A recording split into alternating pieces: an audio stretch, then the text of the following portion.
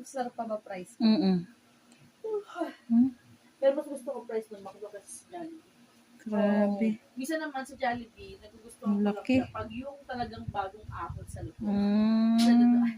Pero yung laps na. Ay, pangit na yun. Yeah. Kasi ang ang Okay. ang price kasi kapag kaahon sa wala pang 1 minute dapat maubos na yun. Pagkalagay sa warmer, hindi kagad laps na yon.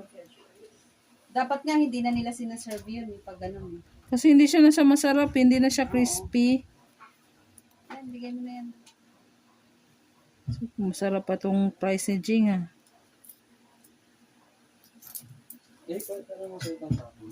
Na?